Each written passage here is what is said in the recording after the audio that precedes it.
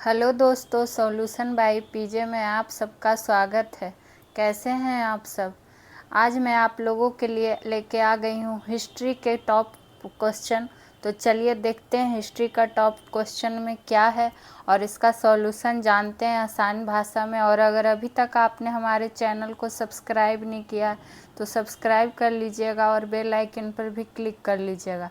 तो चलिए देखते हैं हिस्ट्री का पहला प्रश्न। खारवेल किस वंश का महान शासक था। तो जो खारवेल किस वंश का महान शासक था, ये था चेदी वंश का। तो ऑप्शन नंबर बी हो जाएगा राइट आंसर। चेदी वंश को एक चीज़ और ध्यान में रख सकते हैं कि महामेघवाहन कहा जाता है। क्या कहा जाता है? महामेघवाहन का परिवार कहा जाता है। किसको? चेदी वंश को। मेघवाहन का अर्थ क्या होता है? महान बादलों का स्वामी। महान बादलों का स्वामी। तो अगर आपसे कभी पूछ दे कि महामेघवाहन किस वंश को कहा जाता है, तो चेदी वंश को ही कहा जाता है।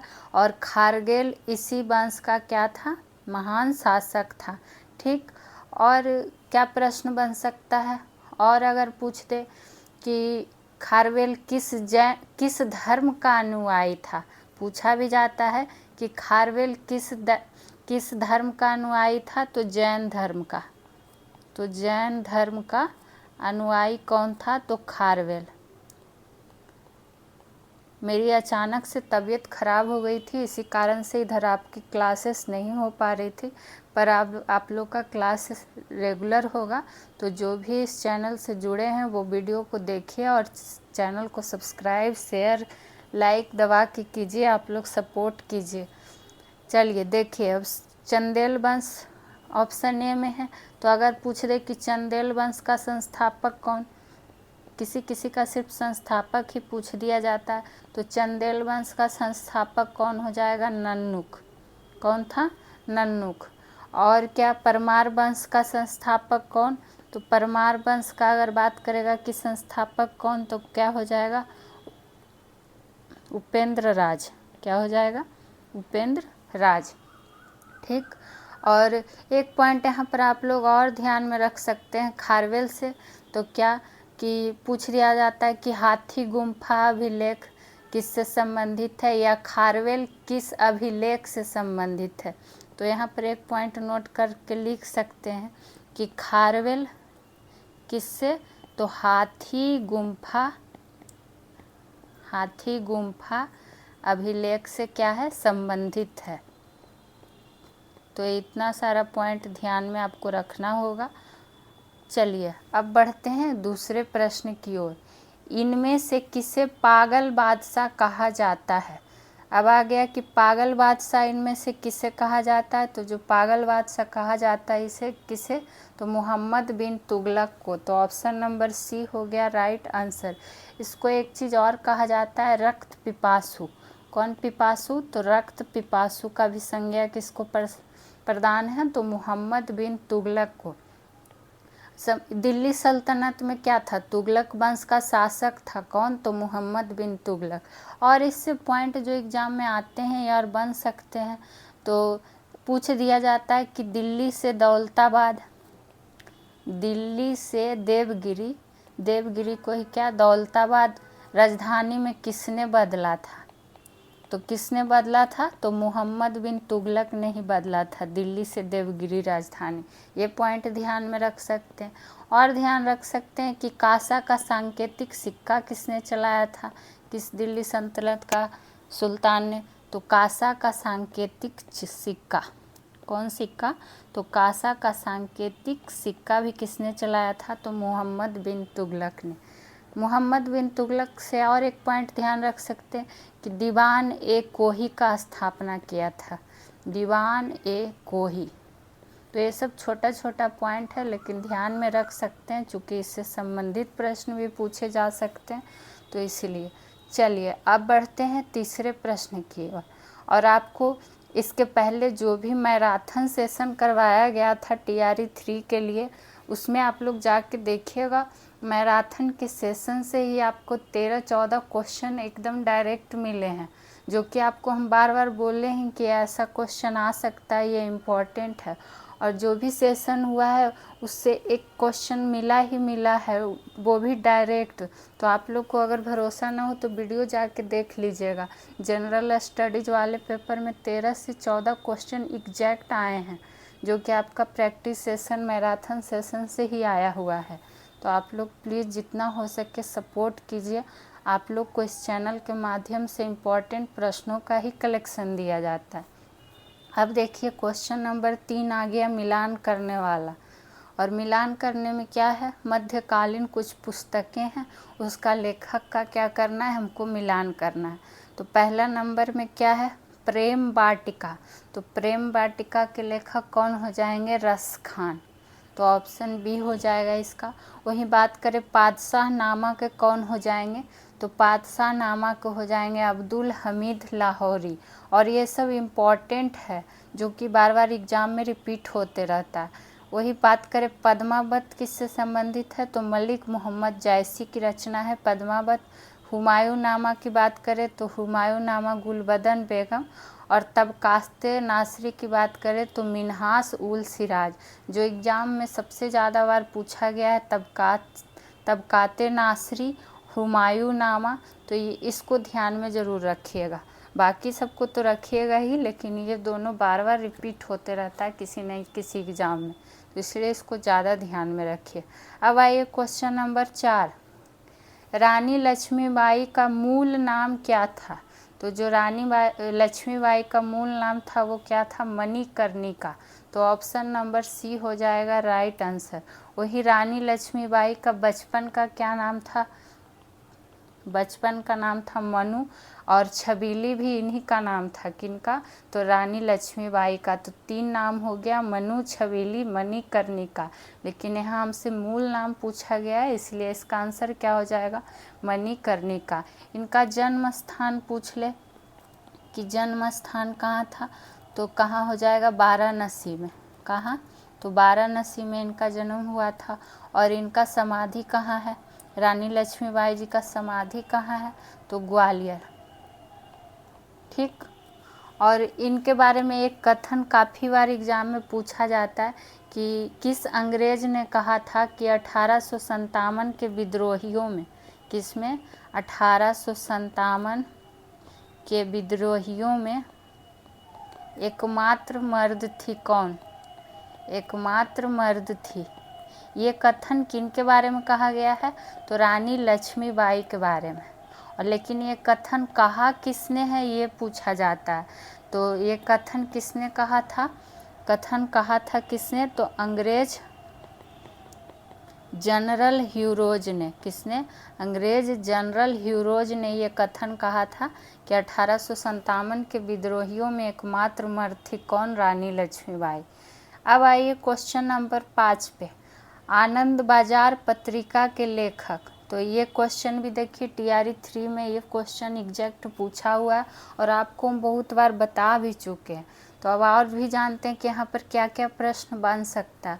तो आनंद बाजार पत्रिका के लेखक कौन हो जाएंगे, तो शिशिर कुमार घोष।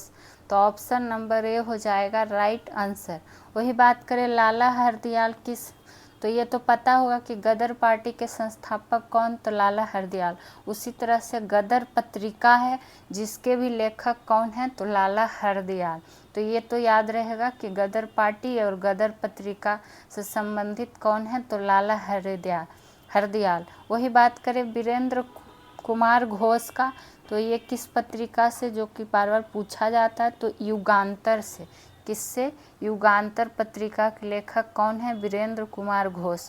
वही एनी बेसेंट का बात करें तो 2 पत्रिका इनका ध्यान रखिएगा जो कि इम्पॉर्टेंट है हमारे लिए, न्यू इंडिया और कॉमनवेल्थ। न्यू इंडिया और क्या हो जाएगा, कॉमनवेल्थ। ये दोनों पत्रिका किसकी है, तो एनी बेसेंट की। चलिए अब बढ़ते हैं 6ठे प्रश्न की ओर। सन 1911 में गीतांजलि के लिए साहित्य नोबेल पुरस्कार किसे मिला, ये आपसे पूछा गया। तो देखिए क्वेश्चन में भी 2 क्वेश्चन आपका ऑलरेडी बन रहा है कि कब, तो 1911 में। किसके लिए? तो गीतांजलि के लिए। कौन सा पुरस्कार? तो साहित्य पुरस्कार। और ये किससे मिला नोबेल में? तो ये मिला किनको? रविंद्रनाथ टैगोर जी को। तो ऑप्शन नंबर सी। तो आप लोग किसी क्वेश्चन का आंसर इस तरह से करके खुद से क्वेश्चन करके आंसर याद कर सकते हैं कि किसको, कब, कहाँ, कैसे, इस तरह से पूछ के। जैसे अभी आपको मैंने बताया कि कब, तो 1911 में। किस साहित्य पुरस्कार के लिए?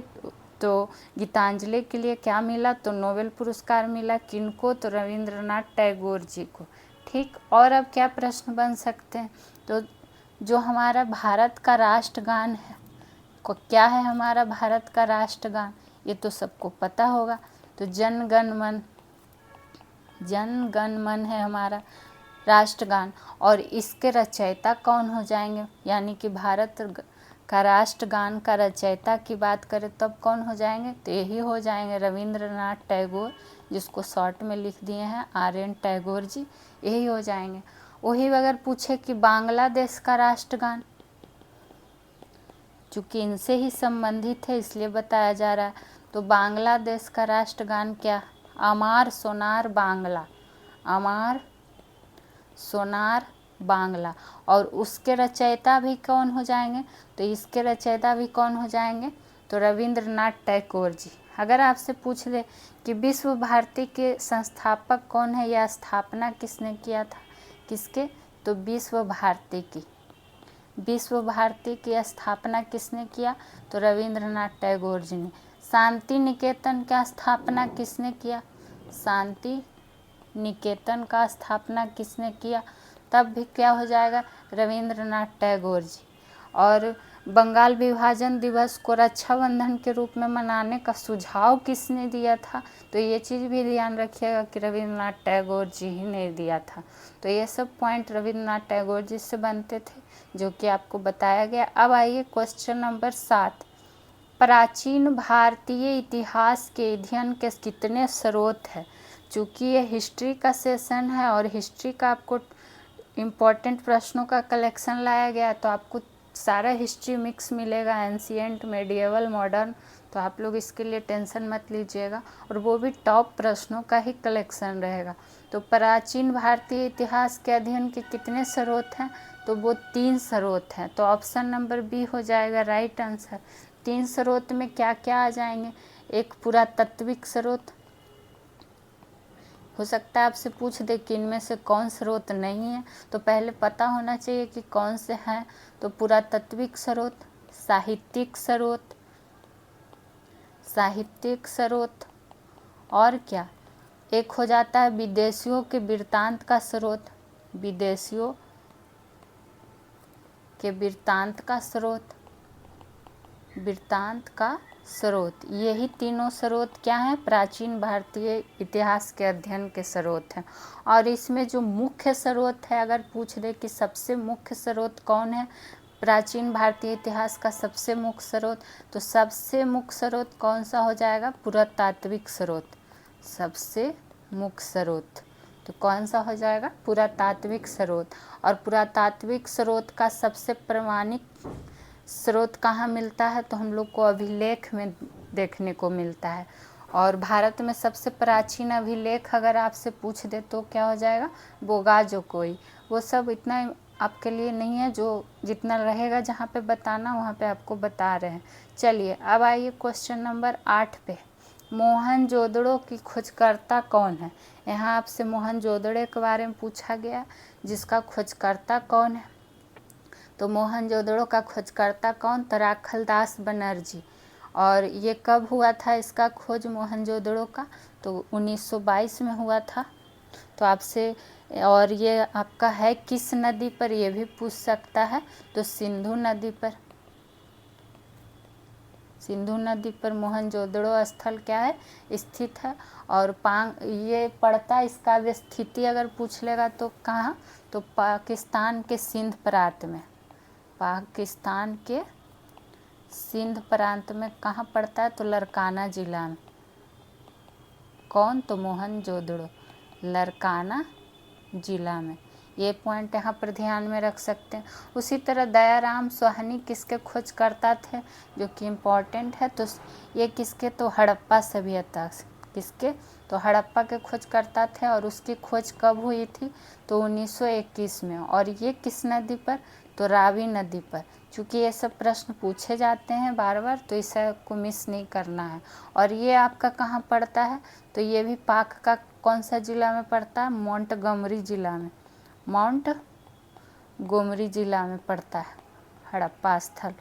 ठीक, अवस्थिति। रंगनाथ राव की बात करें, ये किसके खोजकर्ता, तो ये लोथल का स्थल का खोजकर्ता कौन, तो क्या हो जाएगा, रंगनाथ राव। और ये किस नदी पर, तो भोगवा नदी पर, गुजरात में पड़ता है, तो आपको पता होगा। तो ये खोजकर्ता से संबंधित जाने, उसका ईस्वी जाने, किस नदी पे है और इसका अवस्थिति कहाँ है ये जाने। चलिए अब बढ़ते हैं 9वें प्रश्न की ओर।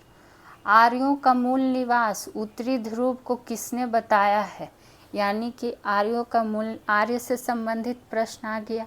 तो अब जानते हैं और क्या प्रश्न बन सकते हैं। तो सबसे पहले तो आपसे एग्जाम में यही पूछ दिया जाता है कि आर्य शब्द का अर्थ क्या होता है। आर्य शब्द का अर्थ क्या होता है, तो आर्य शब्द का अर्थ क्या होता है, श्रेष्ठ या कुलीन।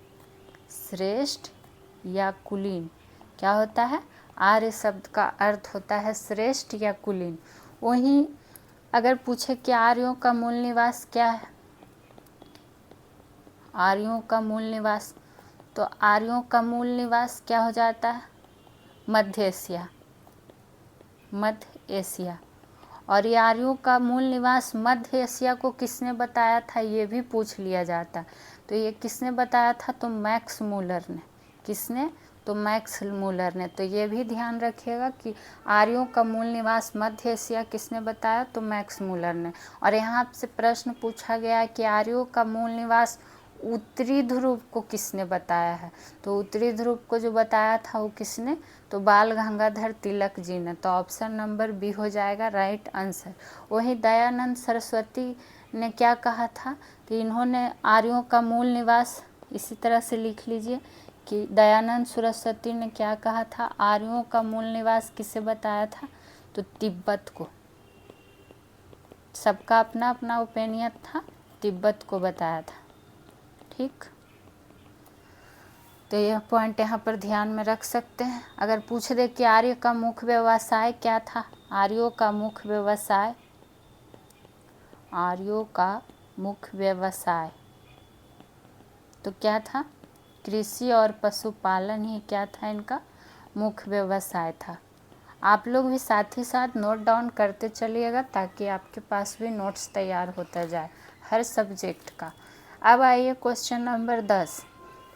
किस जैन तीर्थंकर को भगवान कृष्ण का निकट संबंधी माना जाता है, क्या माना जाता है, निकट संबंधी माना जाता है। तो आपको टॉपिक वाइज जो सेशन कराया जाता है संडे स्पेशल में, उसमें आपको जैन धर्म, बौद्ध धर्म पूरा बेसिक रूप से पढ़ा दिया गया है। तो आप लोग जाके उस वीडियो को देखिए, उसमें एक एक पॉइंट करके आपको जैन धर्म, बौद्ध धर्म के बारे में डिटेल में पढ़ाया गया। यहाँ तो जैसा प्रश्न आया है उसके अकॉर्डिंग सॉल्यूशन कराया जाएगा, चूँकि ये प्रैक्टिस सेशन चल रहा है। तो किस जैन तीर्थंकर को भगवान कृष्ण का निकट संबंधी माना जाता है, तो ये माना जाता है किसको, अरिष्ट नेमि को। किसको, अरिष्ट नेमि को। और अरिष्ट नेमि को एक और नाम से जाना जाता है, नेमिनाथ। कौन नाथ, तो नेमिनाथ। तो अगर ऑप्शन में नेमिनाथ भी रहेगा तो यही आंसर हो जाएगा, या फिर अरिष्ट नेमि। वही बात करें स्थूलभद्र, तो ये आपको पता ही होगा, पूरा डिटेल में आपको हम पढ़ाए हैं, लेकिन यहाँ पे जैसा प्रश्न है उसके अकॉर्डिंग आपको बताया जा रहा है कि श्वेतांबर संप्रदाय के संस्थापक कौन थे, जो 2 वर्गों में बट गया था, विभाजन हुआ था जैन धर्म का, श्वेतांबर और दिगंबर। तो श्वेतांबर संप्रदाय के संस्थापक किनको माना जाता है, तो स्थूलभद्र को। और यही स्थूलभद्र को क्या महावीर के बाद, किन के बाद, तो महावीर के बाद जैन धर्म का महागुरु भी इनको माना जाता है। जैन धर्म का महागुरु किसे, तो स्थूलभद्र को। तो ये सब पॉइंट ध्यान में रखना ही होगा आपको। पार्श्वनाथ की बात करें तो ये 23वें तीर्थंकर थे। बाकी आपको हम बहुत बार बता चुके हैं कि संस्थापक कौन थे, वास्तविक संस्थापक कौन थे, महावीर स्वामी के बारे में डिटेल में बता चुके हैं प्रैक्टिस सेशन में भी बहुत बार। तो आज जैसा प्रश्न था उसके अकॉर्डिंग बात करेंगे ऋषभ देव की। तो यही तो थे, क्या थे, जैन धर्म के संस्थापक और पहले तीर्थंकर। तो ये सब पॉइंट आप ध्यान में रखिएगा। यहाँ पे हुए 10 प्रश्न समाप्त, और 10 प्रश्न तो हुए समाप्त, लेकिन देख रहे हैं इसमें कितनी सारी डिटेल और जान रहे हैं हम लोग सॉल्यूशन के साथ। उसी तरह अब बढ़ते हैं 11वें प्रश्न की ओर। आगे बढ़ने से पहले आप लोग से एक रिक्वेस्ट है कि अगर मेरा सॉल्यूशन कराना आपको अच्छा लगता है तो प्लीज़ जितना हो सके वीडियो को लाइक कीजिए, शेयर कीजिए, सब्सक्राइब कीजिए। और इस सेशन से संबंधित अगर आप लोग का कोई भी प्रश्न या सुझाव हो तो कमेंट सेक्शन में कमेंट कीजिए। चलिए अब बढ़ते हैं 11वें प्रश्न की ओर। तृतीय संगम काल की अध्यक्षता किसने की थी? तो यहाँ आपसे तृतीय संगम काल आ गया, जो कि आपको हम बताए थे कि दक्षिण भारत में 3 संगम हुआ था, और 3 संगम में क्या क्या हुआ था ये आपको हम पहले भी बता चुके हैं। यहाँ तृतीय संगम काल का अध्यक्षता किसने किया ये आपसे पूछा गया। तो एक अध्यक्षता किसने किया है? तो तृतीय जो संगम काल है ये पहले हुआ कहाँ था? तो ये मदुरै में हुआ था। कहाँ हुआ था? तो मदुरै में हुआ था। और इसकी अध्यक्षता किसने की थी? तो नक्कीर ने। तो ऑप्शन नंबर सी हो जाएगा राइट आंसर। उसी तरह अगर बात करें कि तोलाकपियर, तो तोलाकपियर ये किसके अध्यक्ष थे? तो ये सेकेंड संगम काल का, सेकेंड यानी कि द्वितीय संगम काल का अध्यक्षता किसने किया था?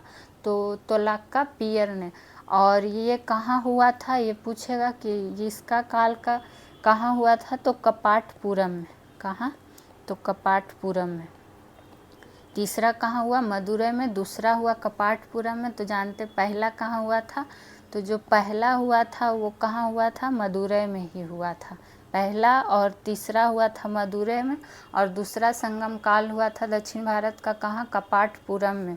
और जो पहला का अध्यक्षता था वो किसने किया था? तो अगस्त्य मुनि ने। तो जब पूछेगा कि प्रथम संगम काल कहाँ हुआ था तो मदुरै में अध्यक्षता किसने की थी? तो अगस्त्य मुनि ने। द्वितीय संगम काल कहाँ हुआ था? तो द्वितीय संगम काल हुआ था कपाटपुरम में। अध्यक्षता किसने किया था? तो तोलाकपियर ने। और तृतीय संगम काल का अध्यक्षता किसने किया? नक्कीर ने। कहाँ हुआ था? तो मदुरै में। कंफ्यूज नहीं होना। चलिए अब बढ़ते हैं अगले प्रश्न 12वें पे, जहाँ की आ गया है मिलान करने वाला कुछ ईस्वी हैं जो इम्पोर्टेंट है। तो क्रिप्स मिशन आगमन पहला, और ये प्रश्न भी आपको डायरेक्ट आया था कि क्रिप्स मिशन का कब आगमन हुआ था? नहीं, प्रश्न था कि साइमन कमीशन की नियुक्ति कब हुई थी, जो कि ऑप्शन नंबर बी में है। तो ये प्रश्न भी आपको हम बहुत बार बताए हैं, और ये TRE 3 के जनरल स्टडीज पेपर में ये क्वेश्चन भी पूछा गया था, इसलिए आपको बताते जा रहे हैं। तो साइमन क्रिप्स मिशन आगमन है ऑप्शन ए में, जिसका क्या हो जाएगा? तो ये हो जाएगा 1942 से संबंधित है। वहीं बात करेंगे कि साइमन कमीशन नियुक्ति कब हुई थी? तो 1927 में। जालियांवाला बाग हत्याकांड किस वर्ष से संबंधित है? तो 1919 से। और चौरी चौरा कांड कब हुआ? तो 1922 से। तो ये सब इम्पॉर्टेंट वर्ष में आते हैं जो कि एग्ज़ाम में रिपीट होते रहते हैं, तो गिना चुना ये सब को बिल्कुल नहीं भूलना है। चलिए अब बढ़ते हैं 13वें प्रश्न की ओर। हरिपुरा अधिवेशन की अध्यक्षता किसने की थी? तो ये प्रश्न भी आपका TRE 3 के जनरल स्टडीज पेपर में आया हुआ है। आप लोग जाकर क्वेश्चन भी चेक कर सकते हैं, जो कि री एग्ज़ाम हुआ है उसमें ये डायरेक्ट प्रश्न पूछा गया। और ये सब प्रश्न हम आपको इम्पॉर्टेंट कलेक्शन मैराथन सेशन में भी करवा चुके हैं, और कई बार करवा चुके हैं बोल के, और वही प्रश्न डायरेक्ट मिला है। तो आप लोग देखिए, अगर आपको मेहनत अच्छा लगता है तो चैनल को सब्सक्राइब कीजिए। देखिए एक प्रश्न तो ये हो गया, और इसके पहले भी आपसे हम बता चुके हैं कि ये प्रश्न पूछा गया था TRE 3 में, इसीलिए आपको वो प्रश्न लाया गया है। तो हरिपुरा अधिवेशन की अध्यक्षता की बात करें तो किसने किया था? तो सुभाष चंद्र बोस ने, ऑप्शन नंबर ए। और ये कब हुआ था? तो 1938 में। और आपको सारा भारतीय राष्ट्रीय कांग्रेस अधिवेशन टोटल टॉपिक वाइज में पढ़ा चुके हैं डिटेल में कि कौन सा ईस्वी कहाँ किसने अध्यक्षता किया था। आप लोग वीडियो देखते ही नहीं हैं। बात करेंगे वही सरदार वल्लभ भाई पटेल का, तो ये किसने 1931 का कराची अधिवेशन का अध्यक्षता किए थे। कराची अधिवेशन का अध्यक्षता किसने किया था 1931 में, तो सरदार वल्लभ भाई पटेल ने। और पंडित जवाहरलाल नेहरू की बात करें तो ये किस अधिवेशन की, तो 1929 का लाहौर अधिवेशन। 1929 का लाहौर अधिवेशन का अध्यक्षता किसने किया था, तो पंडित जवाहरलाल नेहरू जी ने। वहीं बात करें महात्मा गांधी की, तो इन्होंने एकमात्र अधिवेशन जो कि 1924 में कहाँ किया था, तो बेलगांव में किया था। और इसकी अध्यक्षता किसने की थी, तो महात्मा गांधी ने। और इसमें आपके लिए ये चारों पॉइंट इम्पॉर्टेंट हैं, तो इसको ज़रूर नोट डाउन कर लीजिएगा। अब आइए क्वेश्चन नंबर 14 पे। और जब बात आई है क्वेश्चन 14 पे, तो ये भी आपका डायरेक्ट पूछा गया है TRE 3 में। TRE 3 री एग्ज़ाम में जनरल स्टडीज़ के पेपर में ये क्वेश्चन भी डायरेक्ट था, और ये क्वेश्चन भी आपको हम बहुत बार करवाए हैं। तो एशियाटिक सोसाइटी की स्थापना कब हुई थी, तो 1784 में हुई थी। ईस्वी भी इसका ध्यान रखिएगा। और किसने किया था, तो विलियम जोन्स ने। तो ऑप्शन नंबर सी हो जाएगा राइट आंसर। ठीक, वही बात करें, अगर आपसे पूछते कि डेरोजियो कहाँ का निवासी था या कहाँ का रहने वाला था, तो स्कॉटलैंड का इसका देश पूछ लिया जाता है, तो ध्यान रखिएगा। या डेरोजियो से ये पूछ दिया जाता है कि आधुनिक भारत का प्रथम राष्ट्रवादी कवि किसे कहा जाता है। आधुनिक भारत का प्रथम राष्ट्रवादी कवि किसे कहा जाता है, तो डेरोजियो को ही कहा जाता है, जो कि क्या था, ये स्कॉटलैंड का निवासी था। तो ये सब पॉइंट आप में ध्यान में रख सकते हैं। अब विलियम जो 1784 में एशियाटिक सोसाइटी का स्थापना किया था, कहाँ, तो कलकत्ता में। ठीक, अब बढ़ते हैं 15वें प्रश्न की ओर, जो कि आ गया है मिलान करें। और मिलान करें में भी क्या है कि किसका गलत मिलान है। सबसे पहले क्वेश्चन को ध्यान से ज़रूर पढ़ा कीजिए। यहाँ आपसे गलत मिलान पूछा गया, तो सबसे पहले सही जानेंगे तब ना। तो पुर्तगाली कब आया था, पुर्तगाली आया था 1498 में। यहाँ पे टाइप मिस्टेक हो गया है, 1498 लिखे थे, तो 1498 हो जाएगा, इसलिए ये सही है। वहीं बात करें डच का, तो डच कब आया था, तो 1602 में आया था, तो ये भी सही है। डेनिस कब आया, तो 1616 में, तो ये भी सही है। वही सीसी लिखा गया है, देखिए क्या करिएगा, टाइपिंग मिस्टेक हो जाता है थोड़ा, फ्रांसीसी कर लीजिएगा। तो फ्रांसीसी कब आया था, तो फ्रांसीसी आया था कब, 1664 में। तो यहाँ 1664 हो जाएगा, यहाँ 1669 दिया, तो ये गलत हो गया। वही अंग्रेज कब आया था, तो अंग्रेज आया था 1600 में, तो ये भी गलत हो गया 1600 में। 1731 में कौन आया था, तो स्वीडिश आया था। तो ये मिलान करने वाला था कि किसका गलत है, तो ये दो था जो क्या था, गलत था, एक फ्रांसीसी और एक क्या, अंग्रेज। तो ये हो गया। अब बढ़ते हैं 16वें प्रश्न की ओर। वेदों की संख्या कितनी है। देखिए बारी बारी से आपको धीरे धीरे सारा टॉपिक वाइज पढ़ाया जा रहा है। बात जब वेद का आ गया तो आपको वेद से संबंधित चारों वेद को फुल डिटेल में क्लास कराया गया।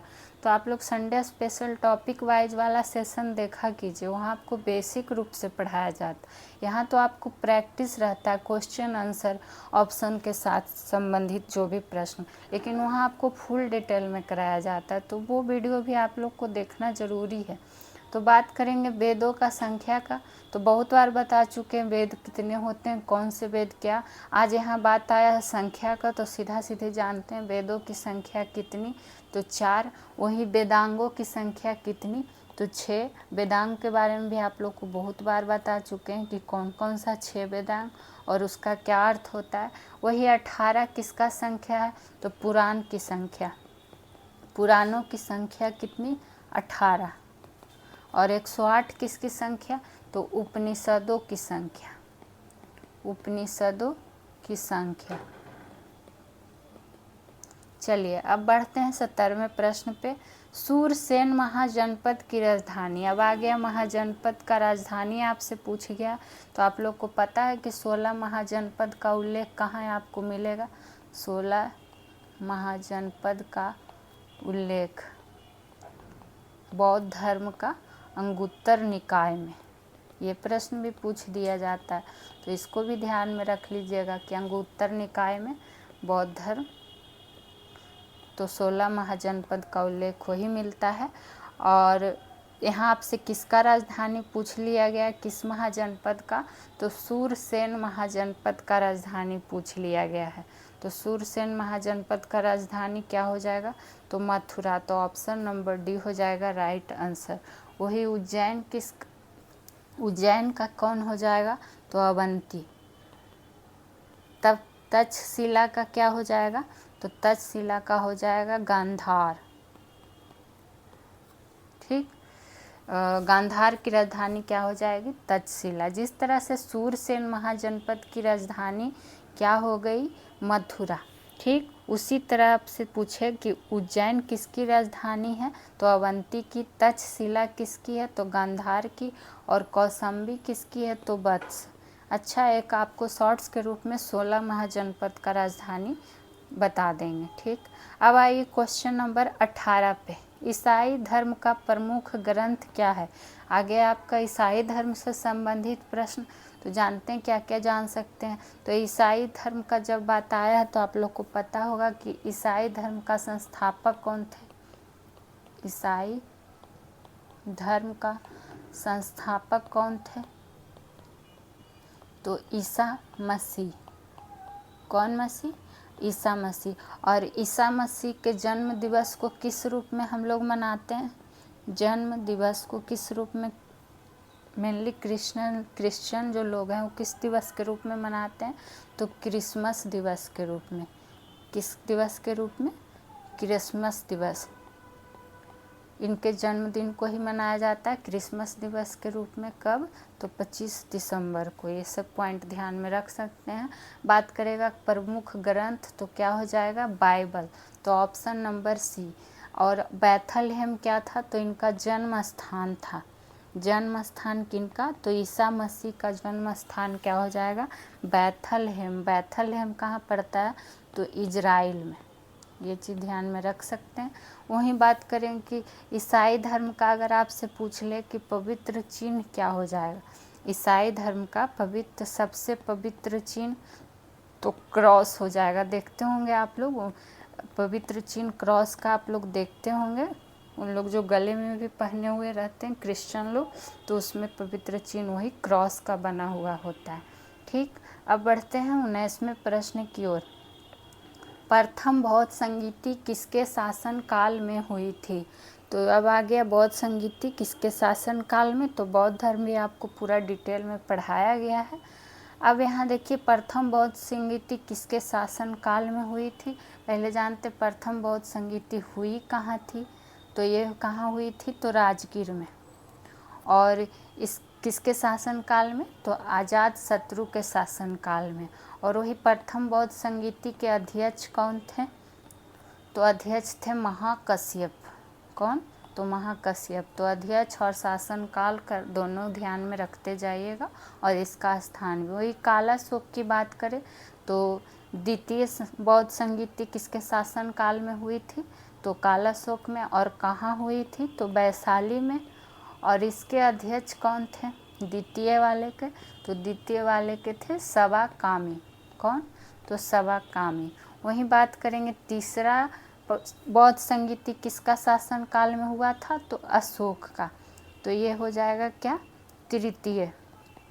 तृतीय, और तृतीय कहाँ हुआ था, तो पाटलिपुत्रा में।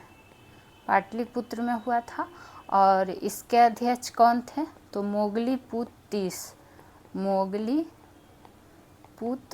30 थे, तीसरी बौद्ध संगीति के अध्यक्ष। वहीं चौथे की बात कर ले कि चौथा यानी कि चतुर्थ बौद्ध संगीति किसके शासन काल में हुआ, तो कनिष्क के शासन काल में। और कहाँ हुआ था, तो कुंडलवन, कश्मीर। और इसके समय अध्यक्ष कौन थे, तो अध्यक्ष कौन हो जाएंगे, अश्वघोष। अश्वघोष। तो ये सब छोटा छोटा पॉइंट आपको बहुत बार बताया भी जा चुका है, आप लोग का रिवीजन होते जा रहा है। अब आइए क्वेश्चन नंबर 20। किस वायसराय ने वर्नाक्यूलर प्रेस एक्ट समाप्त कर दिया। तो किसने समाप्त किया था? तो लॉर्ड रिपन ने। तो ऑप्शन नंबर बी हो जाएगा राइट आंसर। और लॉर्ड रिपन से और क्या क्या प्रश्न बन सकता है? पूछ दिया जाता है कि स्थानीय स्वशासन का जनक किसे कहा जाता है?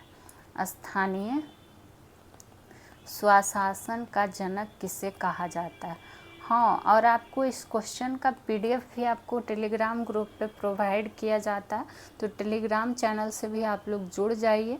वहाँ आपको सारे विषय का जो भी यहाँ पे आपको सेशन कराया जाता है PDF वहाँ पे प्रोवाइड कर दिया जाता है, तो आप लोग टेलीग्राम ग्रुप भी ज्वाइन कर लीजिए। अब देखिए, लॉर्ड रिपन को क्या कहा जाता था? स्थानीय स्वशासन का जनक कहा जाता था। वही अगर आपसे पूछ दे कि इल्बर्ट विधेयक किसने प्रस्तुत किया था? कौन विधेयक? तो इल्बर्ट विधेयक। तो इल्बर्ट विधेयक भी किसने प्रस्तुत किया था? तो लॉर्ड रिपन ने ही। और क्या जान सकते हैं लॉर्ड रिपन से? तो प्रथम कारखाना अधिनियम, प्रथम कारखाना अधिनियम भी किसके काल में ही हुआ? तो इसी वायसराय के काल में हुआ था, लॉर्ड रिपन का ही। और एक चीज़ और इसमें ध्यान रख सकते हैं कि नियमित जनगणना की शुरुआत किस वायसराय के काल में हुआ? नियमित जनगणना की शुरुआत। और ये दोनों का जो प्रथम कारखाना अधिनियम और नियमित जनगणना दोनों का डेट क्या है? सेम 1881 में हुआ था। और ये सब किस वायसराय के काल में हुआ? तो लॉर्ड रिपन। और इसको क्या कहा जाता है? भारत का उद्धारक, भारत का उद्धारक का संज्ञा दिया गया है। और ये संज्ञा कौन दिया है? लॉर्ड रिपन को पूछ दिया जाता है कि भारत का उद्धारक की संज्ञा इससे किसने दी है? तो फ्लोरेंस नाइटिंगेल ने। किसने?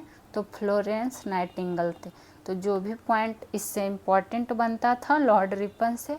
बाकी तो आपको सारे ऑप्शन का डिटेल दिया जाता है, लेकिन यहाँ चारों वायसराय के बारे में अभी पॉसिबल नहीं है। तो जहाँ पे लगेगा कि जितना जानकारी आपको देना है वहाँ दिया जाएगा। इसी तरह का आपको इस वीडियो के माध्यम से मिलता रहता है सॉल्यूशन हर विषय का, इम्पॉर्टेंट प्रश्नों का।